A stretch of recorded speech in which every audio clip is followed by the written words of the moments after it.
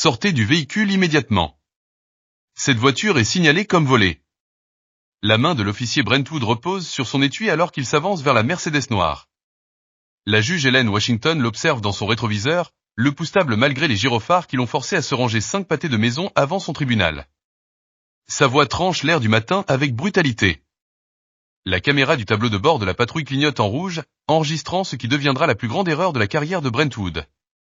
20 ans à la magistrature fédérale ont appris à Washington quand parler et quand laisser les autres s'enferrer. Elle tend la main vers son sac. Brentwood se crispe, aboyant des ordres plus rapidement. Une deuxième voiture de patrouille arrive, renfort inutile pour une menace inexistante. Les doigts de Washington se referment sur sa carte judiciaire.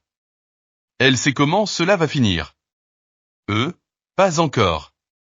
J'ai dit de ne pas bouger, crie Brentwood, les jointures blanchissant sur son arme. Washington se fige, sa carte à moitié sortie. Les passants ralentissent, téléphone levé pour filmer. Officier, je récupère mon identification comme demandé, dit-elle d'une voix posée malgré l'adrénaline.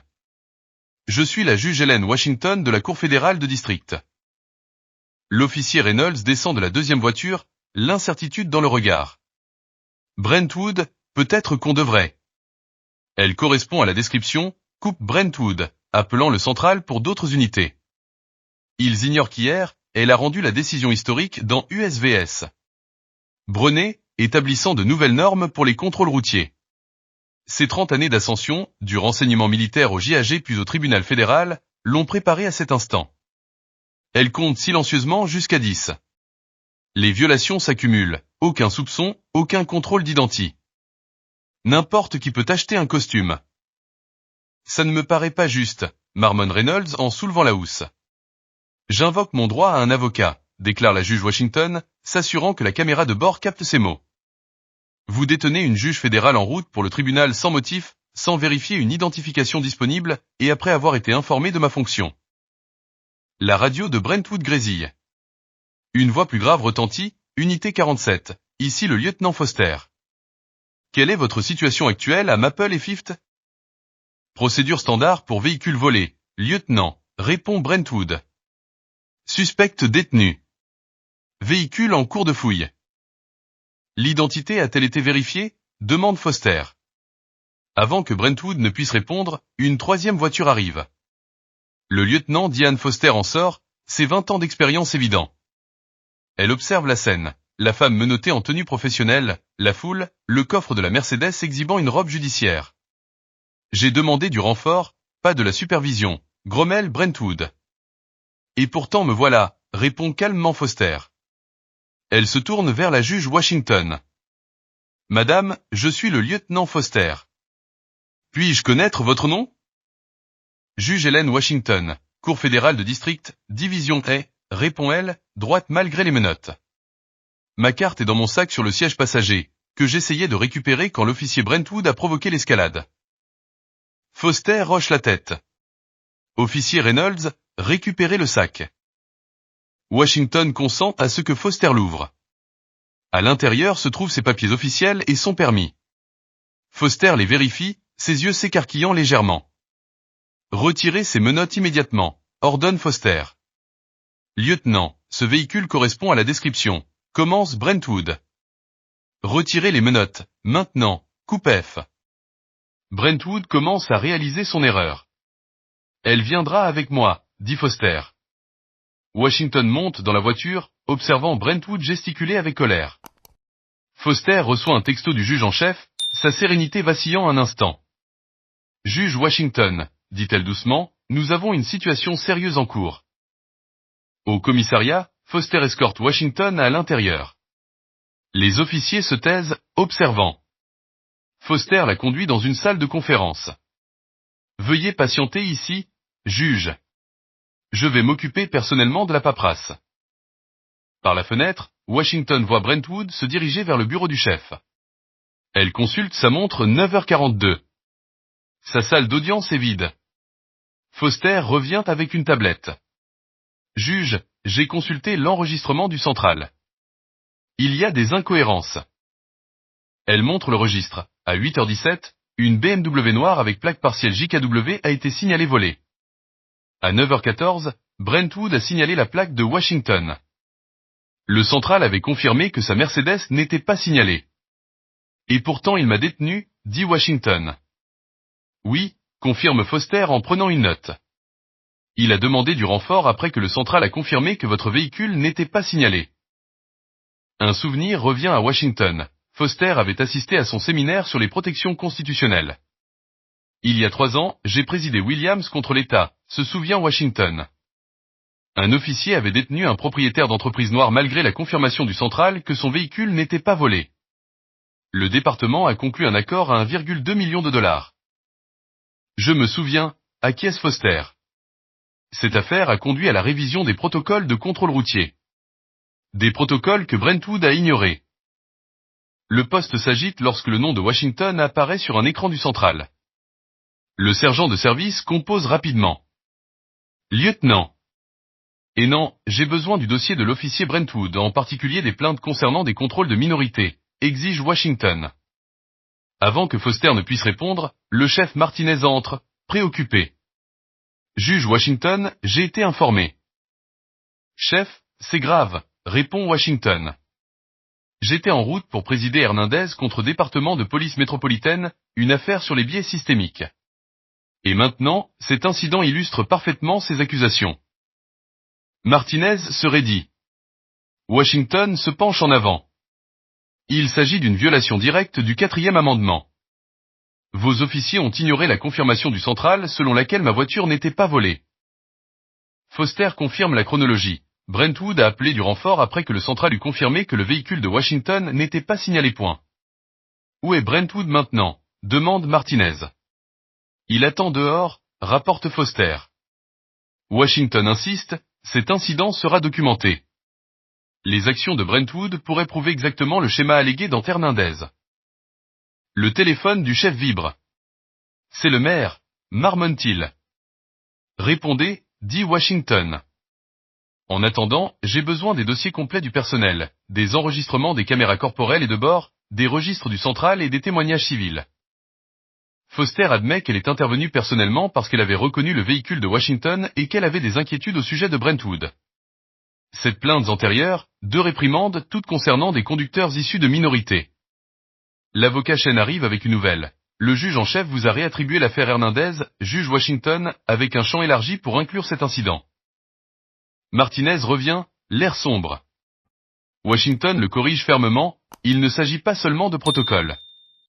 C'est la loi fédérale. Chen produit une ordonnance du tribunal exigeant la préservation de toutes les preuves. Dehors, le département bascule en mode crise. Les avocats arrivent, les officiers s'affolent, la supervision fédérale plane. Washington demande à parler séparément aux officiers.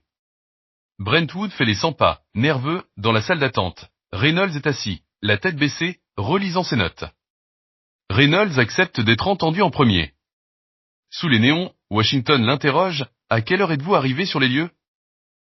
9h16, après que Brentwood a initié l'interpellation, répond Reynolds.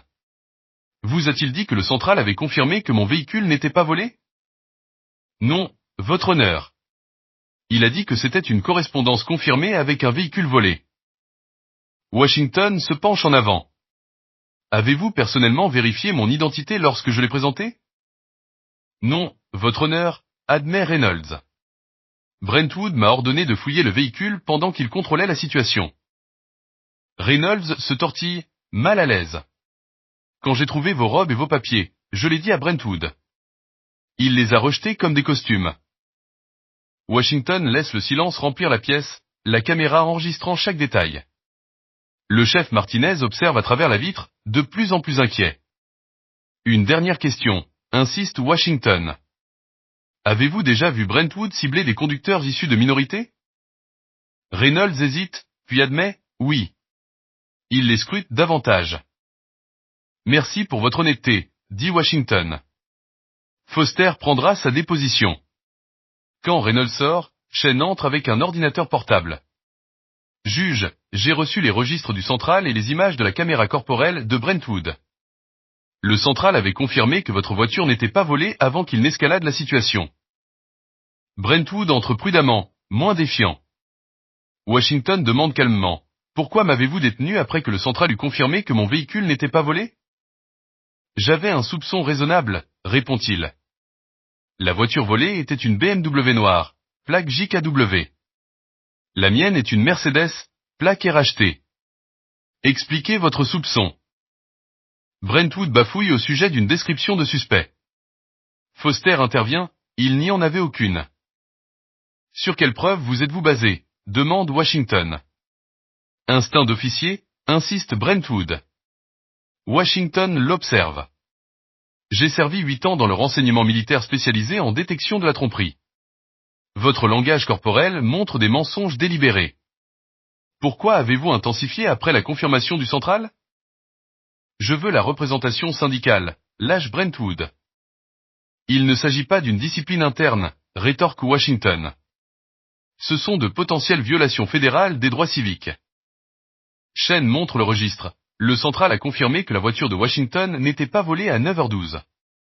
Brentwood a appelé du renfort à 9h14 en affirmant qu'il s'agissait d'un véhicule volé confirmé. Brentwood se durcit. Je veux parler au chef. Le chef Martinez est au téléphone avec le bureau du procureur général, l'informe Foster. Washington demande, saviez-vous qui j'étais lorsque vous m'avez arrêté? Brentwood reste silencieux. Entretien clos, 10h43, déclare Foster.